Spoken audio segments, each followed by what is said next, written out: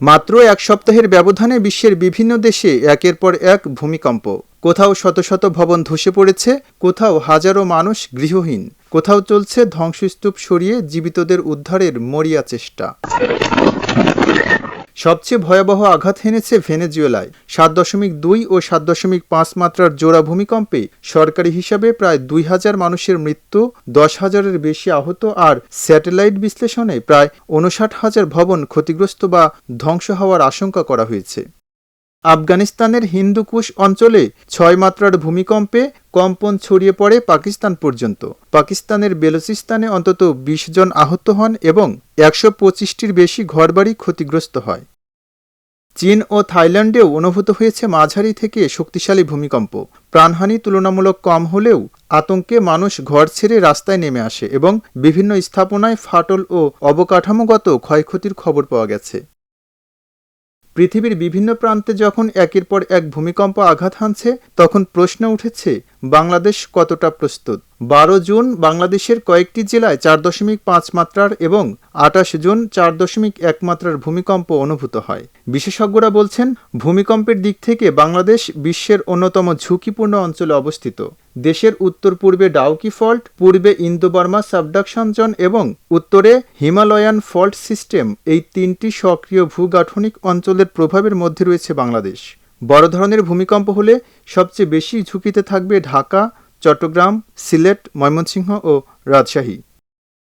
বিশেষজ্ঞদের দীর্ঘদিনের আশঙ্কা, ঢাকায় 7 মাত্রার একটি শক্তিশালী ভূমিকম্প হলে প্রায় 72,000 ভবন ধসে পড়তে পারে।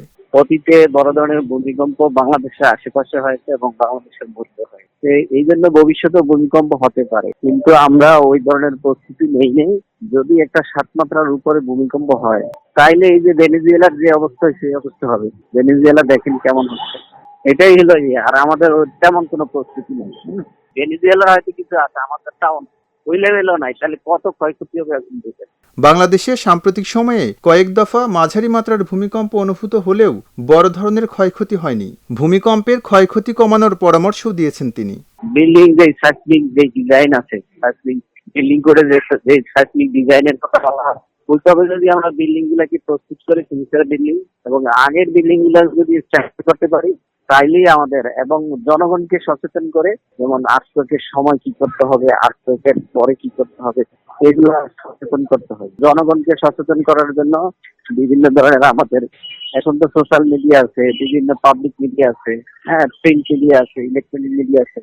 এখানে যাতে বিল্ডিং বিল্ডিং কোড মেনে মানুষ বিল্ডিং করে, যদি না মেনে করে তার বিল্ডিং পড়ে যাবে। ভেনেজুয়েলায় ধ্বংসস্তূপ, পাকিস্তানের ক্ষতিগ্রস্ত গ্রাম কিংবা আফগানিস্তানের আতঙ্ক সবই মনে করিয়ে দেয় ভূমিকম্প কখনো দেশের সীমানা মানে না। প্রশ্ন একটাই, বড় ভূমিকম্প যদি বাংলাদেশে আঘাত হানে, আমরা কি প্রস্তুত, নাকি উদ্ধারকারীরা পৌঁছানোর আগেই ধ্বংসস্তূপের নিচে হারিয়ে যাবে হাজারো প্রাণ? এম রহমান, খবরের কাগজ, ডেস্ক। খবরের কাগজ, নিখাত, নির্ভীক, নিরপেক্ষ।